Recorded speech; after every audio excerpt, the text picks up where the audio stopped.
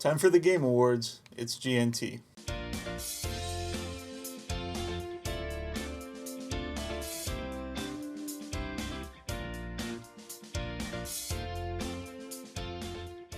Welcome to GNT, your one-stop shop for gaming news and whatever else we want to talk about.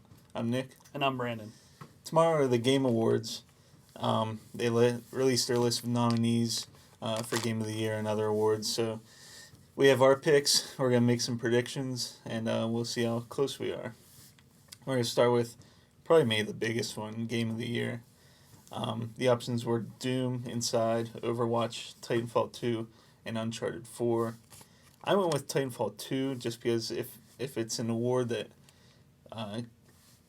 goes across all fields, I think Titanfall 2 has a good single player and a great multiplayer. So that's why I went with that.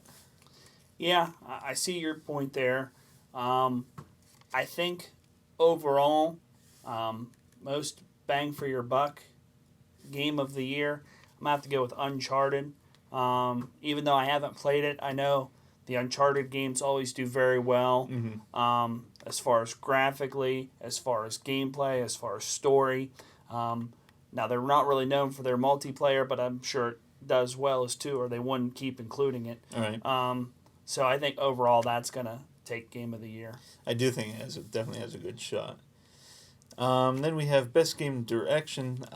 It's between Blizzard for Overwatch, EA Dice for Battlefield 1, ID Software for Doom, Naughty Dog for Uncharted 4, and Respawn Entertainment for Titanfall 2. I think I'm going to have to go with... To me, it was between Blizzard and Naughty Dog. Overwatch did very well, and Uncharted, like you said, they're always good.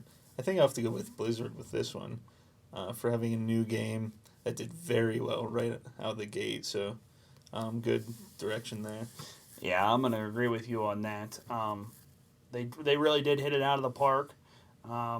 It was very well accepted, and on top of that, they keep on top of it with updates and tournaments and all the stuff that kind of genre needs to be successful. So yeah. I think they've really got their thumb on the pulse on this one. Yeah.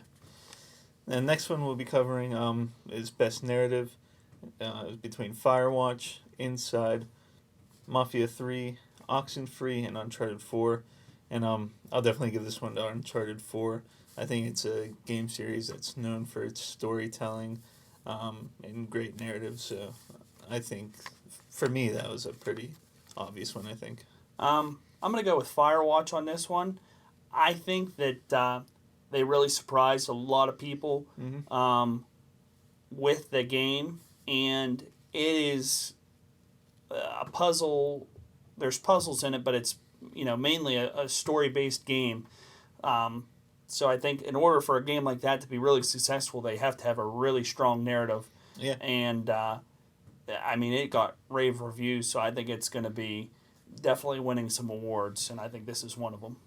And they are making a movie, or at least trying to make a movie out of it, so it has to have a decent story. Well, they've made some movies out of some shitty games, so we can't go by that. All right, next, Best Art Direction. We have Abzu, Firewatch, Inside, Overwatch, and Uncharted 4. I gave this one to Firewatch. For me, it was just one of the more visually appealing and maybe unique games of the year. It always stood out, from the start. Like, I saw the game and I wanted to know more about it just because it was so unique. So I'll give that one to Firewatch. I agree with you. Once again, we go where, all these companies can go to the photorealistic or the more realistic graphics. They chose to go with a more art direction as far as being, their vision. Yeah. And it really paid off because that adds another aspect to the gameplay that draws the people into it. It's, a living, breathing story with a defined art direction, and the narrative really creates, the whole package. Yeah. That one, it would be a tough one to vote on because, you look at Uncharted 4 and it looks great. Oh, I mean, yes, yeah. I mean, very one of the more realistic games. So it's tough. They almost need like a most realistic category, and then so that'd be tough to. Well, if you go that route, then you also say, well, by realistic, are you talking best graphics? And I mean, it's such a gray area, Yeah, and it really is a heavy matter of opinion. yeah, So yeah, it is. And the next one we're covering it was best performance, award to voiceover acting, motion, or performance capture. Alex Hernandez, um, not sure how you say her name, Sissy Jones, Emily Rose, Nolan North, Rich Summer, and Troy Baker. To me, the two that I've heard of most were Nolan North and Troy Baker. They've been big voice actors lately. I think he'll probably go to Nolan North for Nathan Drake. I mean, this is one of his biggest characters. Again, a game that did great this year, so I'll give it to him. yeah, I'll agree with you again on this one. Not only do they have to portray a good story with their voice acting, but with also the acting and motion captioning and whatnot, that adds another level to the whole best performance. Yeah. And why I would give it to that. Okay, the next best indie. There was Firewatch, Hyper Light Drifter, Inside, Stardew Valley, and The Witness. And to be honest, I hadn't heard of a few of these, but I decided to go with Inside. I looked at them all, just watched a couple some short videos on them, and went with Inside. I thought it looked like a good game. Did well. Got a lot of good scores, so that's why I went with that one. No, I'm gonna have to go with Firewatch again on this one. Really, really strong game, and like I said, with it making as much impact as it did, I think it's going to win a lot of awards. Yeah. Then we have Best VR, Batman Arkham VR, Eve Valkyrie, Job Simulator, Res Infinite, and Thumper. I played a couple of these. Job Simulator was fun, but I went with Batman Arkham VR.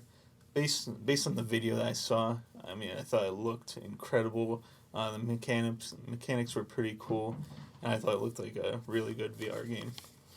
I'm gonna go Job Simulator on this, simply because I haven't tested the PlayStation VR, but with the HTC Vive, the way it captions your hand motions 1-to-1, with no lag.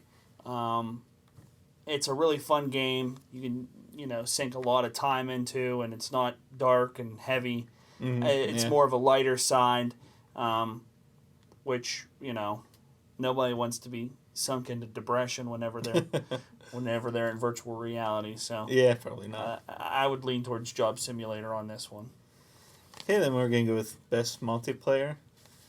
There's between Battlefield 1, Gears of War 4, Overcooked, Overwatch, Titanfall 2, and Tom Clancy's Rainbow Six Siege. This one was tougher for me to pick. I think these are all good games. I think they each have a good following who play the multiplayer. Right off the bat, I almost went with Rainbow Six Siege, just because I played that game quite a bit, and it had a lot of teamwork. I think it focused more heavily on teamwork than maybe any other multiplayer game I've played. But overall, I decided to go with Overwatch just because it did very well. It has a huge following, and I think it was a really good multiplayer game. On this one, I'm gonna have to go with Titanfall 2, simply because I like their multiplayer motto, which is anything that affects the game will be free, and that shows a lot of commitment from the game developer to be offering DLC to the consumer, where you see other big name companies charging for the DLC and making it a mainstay. I mean, you have DLC packs for Battlefield 1, you have DLC packs for Call of Duty. You have all these games that are making these DLC packs, and where it does affect the game, whereas Respawn has come out directly and said anything that affects the gameplay will be free.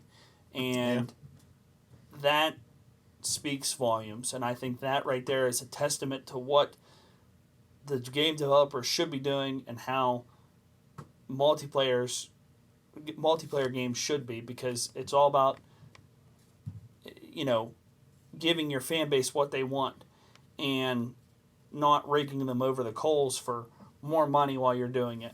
So my pick is definitely for Titanfall on this one.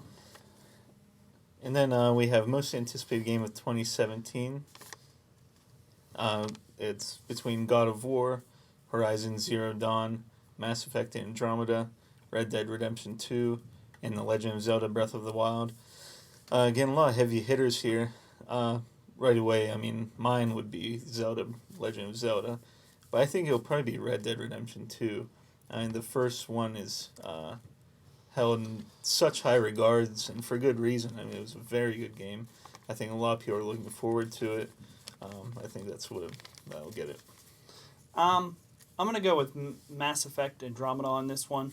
The Mass Effects games were always really good, had a good story, had good gameplay.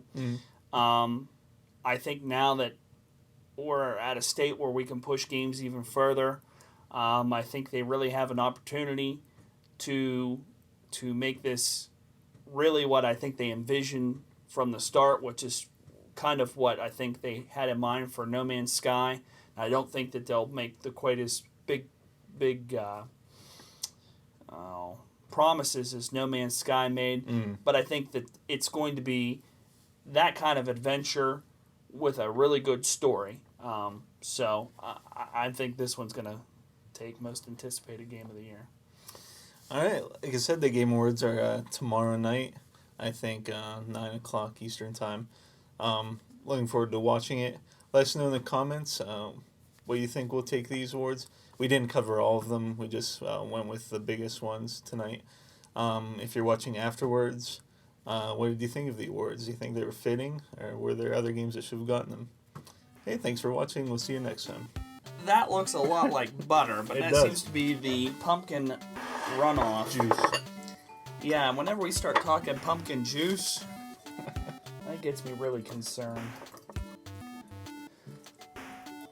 Oh, they're cold. Mm-hmm.